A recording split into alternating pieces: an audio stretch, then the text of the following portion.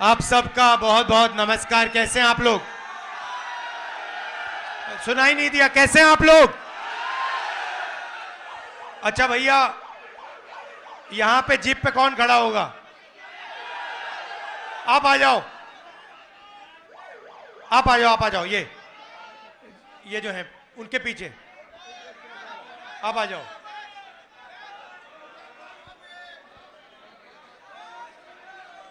नाम क्या है भैया आपका?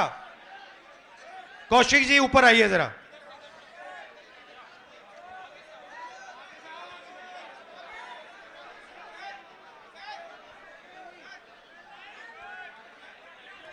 अब भैया देखिए, आपका नाम क्या? खड़े हो जाओ, खड़े हो जाओ भैया। नाम क्या आपका? आयुष कौशिक जी हैं। नमस्कार करो जरा।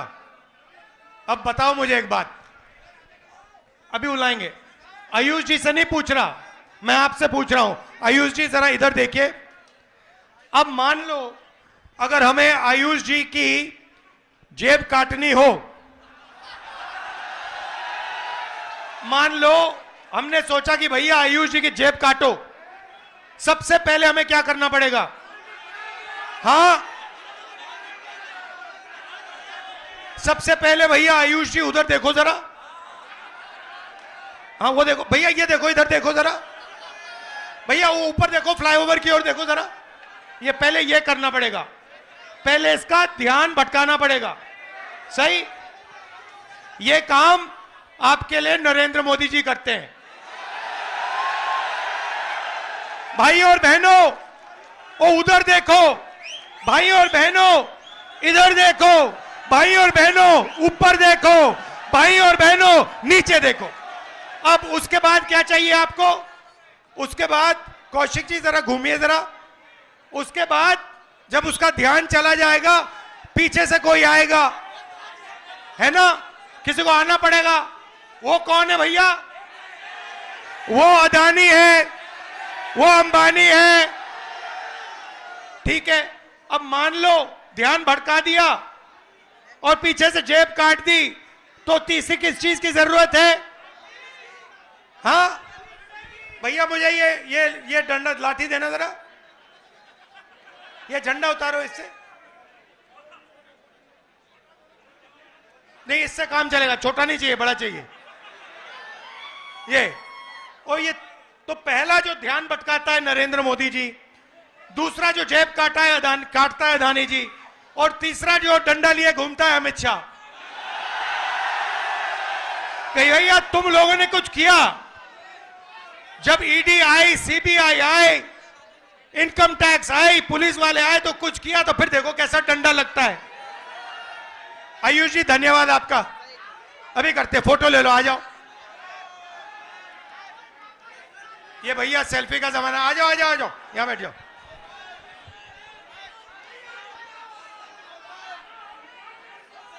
धन्यवाद। तो ये हुआ बीजेपी का सिस्टम।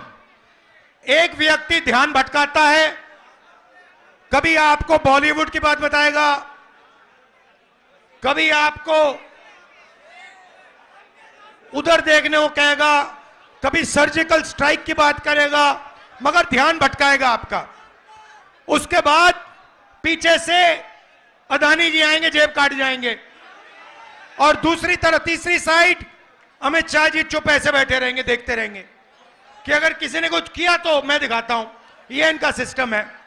अब मैं आपसे सवाल पूछना चाहता हूं, इस देश में पिछड़ों की कितनी आबादी है? 50% पिछड़े हैं। इस देश में माइनॉरिटी की कितनी आबादी है? 15% माइनॉरिटी है। इस देश में दलित कितने? दलित भाई 8% नहीं, 15%। और आदिवासी कितने? 8%। जोड़ के बताओ मुझे, 50 और 15 कितना हुआ? 65। 65 और 15 80। 80 और 8 88। भाई और बहनों, मैं आपसे पूछना चाहता हूं, ये जो 90% जनता है इस देश में, दलित, आदिवासी, पिछड़े, माइनॉरिटी, इनको इस देश में कितनी भागीदारी मिल रही है? यह सबसे बड़ा सवाल है। आप सबसे बड़ी कंपनियों की लिस्ट निकालो। 200 कंपनियां सबसे बड़ी वाली, उसमें 90% का एक मालिक मुझे दिखा दो। आपको एक मालिक 90% का नहीं मिलेगा। उसके बाद आप मैनेजमेंट टीम में की लिस्ट निकालो, उसमें आपको 90% का एक नहीं मिलेगा। फिर आप कहो ठीक है 90% हिंदुस्तान की कंपनी का मालिक नहीं बनने चाहते, मैं नहीं कहता, मगर आपने मान लियो कह दिया, तो फिर मैं आपसे पूछूंगा भैया ठीक है 90% के मीडिया में कितने? मीडिया में कितने? एक नहीं है। आप मीडिया के मालिकों की लिस्ट निकालो, आपको एक ओबीसी नहीं मिलेगा, एक दलित नहीं मिलेगा, एक आदिवासी नहीं मिलेगा, एक गरीब जनरल कास्ट का नहीं मिलेगा, एक माइनॉरिटी नहीं मिलेगा। फिर बड़े बड़े पत्रकारों की लिस्ट निकालो, 90% में से आपको एक नहीं मिलेगा। फिर आप मुझसे कहोगे नहीं राहुल जी 90% को ना मीडिया में भागीदारी चाहिए, ना हमें बड़ी कंपनियों में भागीदारी चाहिए। फिर मैं आपसे पूछूंगा ठीक है भैया बताओ प्राइवेट अस्पतालों में आपके कितने लोग? एक भी नहीं। फिर पूछूंगा भैया ठीक है प्राइवेट अस्पतालों में भागीदारी नहीं चाहिए, तो कॉलेज यूनिवर्सिटी में तुम्हारे कितने लोग? एक भी नहीं। अरे भाई तुम लोग हो कहां? तुम हो कहां? मैं बताता हूं तुम्हें। मनरेगा की लिस्ट निकालो, उसमें आप सब लोगों के नाम दिखेंगे। कॉन्ट्रैक्ट लेबर की लिस्ट निकालो, उसमें आपके सब नाम दिखेंगे। मगर हिंदुस्तान के बड़ी बड़ी कंपनियों में, हाई कोर्ट में, मीडिया में आपके नाम नहीं मिलने वाले। नरेंद्र मोदी जी आपसे कहते हैं कि ये सबका हिंदुस्तान है। ये सबका हिंदुस्तान कैसे है अगर इसमें 90% लोगों को कोई भागीदारी नहीं मिल रही? हमने मैनिफेस्टो में साफ लिखा है, मैं आपको रास्ता भी बता देता हूं। अगर 90% को भागीदारी चाहिए तो पहला कदम, जैसे जब हाथ टूटता है पहला कदम क्या कराते हो आप? एक्सरे कराते हो ना, तो वैसे ही पहला कदम जाति जनगणना है। इससे क्या होगा? 90% को पता लग जाएगा कि आप कौन हो, कितने हो, और सबसे ज्यादा जरूरी आपके हाथों में हिंदुस्तान का कितना धन है। बात समझ आई? आपको कहा जाता है कि भाइयों और बहनों एक दूसरे से नफरत करो।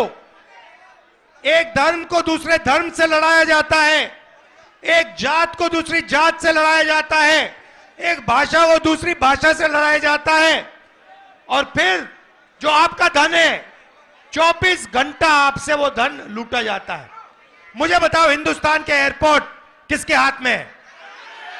मुझे बताओ हिंदुस्तान के बड़े बड़े इंफ्रास्ट्रक्चर प्रोजेक्ट तो दिए जाते हैं, किसको दिए जाते हैं? मुझे बताओ हिमाचल के सेब किसके हाथ में जाते हैं? मुझे बताओ हिंदुस्तान के सबसे बड़े पोर्ट किसके हाथ में है? मुझे बताओ अग्निवीर योजना क्यों की गई? क्योंकि जो आपका रास्ता था, 90% का रास्ता था, उसको बंद करना था, और अदानी जी को जो कॉन्ट्रैक्ट, हथियार के कॉन्ट्रैक्ट देने थे, वो सारे के सारे इस सरकार ने दिए अदानी जी को। तो आपको जागरूक होना है, आपको यह सवाल पूछना है, हर रोज सुबह यह पूछना है कि 90% आबादी को इस देश में कितनी भागीदारी मिल रही है, कितना धन 90% के हाथों में है। यह सवाल आपको पूछना है, और कोई सवाल ही नहीं है। मैं कन्याकुमारी से कश्मीर तक 4000 किलोमीटर आपके साथ चला, 4000 किलोमीटर। उसमें यात्रा से एक नारा निकला, यात्रा से निकला, मैंने नहीं बोला, यात्रा से निकलता है, नारा निकलता है, नफरत के बाजार में मोहब्बत की दुकान खोलनी है। तो सबसे पहला काम नफरत को मिटाने का है, भाई को भाई से गले मिलाने का है। यह सबसे पहला काम है। देशभक्त देश को जोड़ता है, देशभक्त देश को तोड़ता नहीं है। देशभक्त मोहब्बत की दुकान खोलते हैं, नफरत के बाजार नहीं चलाते हैं। यह मेरा आपके लिए मैसेज है। आप जो भी करते हो करो, मगर सबसे पहले एक बात समझ लो, नफरत को नफरत से नहीं काटा जा सकता। कभी आपने देखा है कि नफरत से नफरत कट गई? जोर से बोलो, देखा है? नफरत मोहब्बत से कटती है। और आप सबके दिल में, सबके दिल में मोहब्बत ही मोहब्बत है।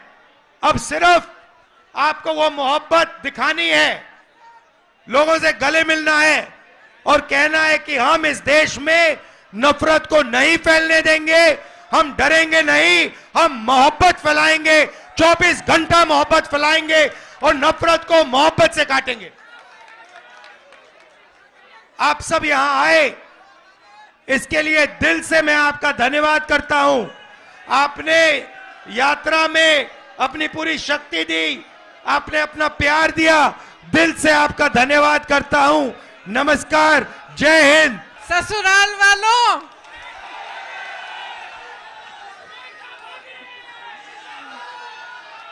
यहाँ आकर बहुत खुशी हुई है और आज इस भारत जोड़ो न्याय यात्रा में भाग लेते हुए मुझे बहुत बहुत खुशी हो रही है, खास तौर से क्योंकि आज इस यात्रा में पहली बार मैं अपने ससुराल वालों के साथ आई हूँ।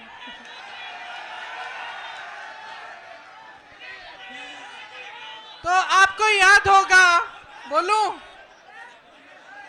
आपको याद होगा मैं 2 साल पहले यहाँ आई थी, याद है? बड़ी मीटिंग हुई थी, बोलने दो भाई। आपको याद होगा 22 में मैं यहाँ आई थी, मीटिंग हुई थी बड़ी। अरे भैया बात सुनने दो, सुनने दो। और रोड शो भी हुआ था। मैं आपसे पूछना चाहती हूँ कि तब से आज तक कुछ बदला है? उस समय चुनाव था विधानसभा का, आपने भाजपा को जिताया, योगी जी को जिताया, 2 साल और उनको मौका मिला है।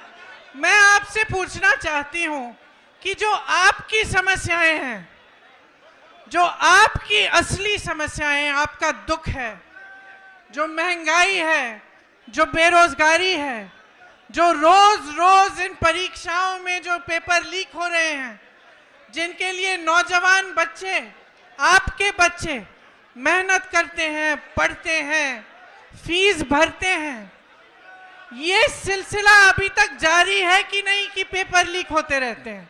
बताइए, जारी है? तो जब आप 2 साल बाद सरकार चुन रहे थे, आप चुनाव में अपना वोट डाल रहे थे, तो मैं जानना चाहती हूं कि आप क्या सोच रहे थे? क्या आपने सोचा, सुनिए, क्या आपने सोचा कि यहाँ का विकास होगा?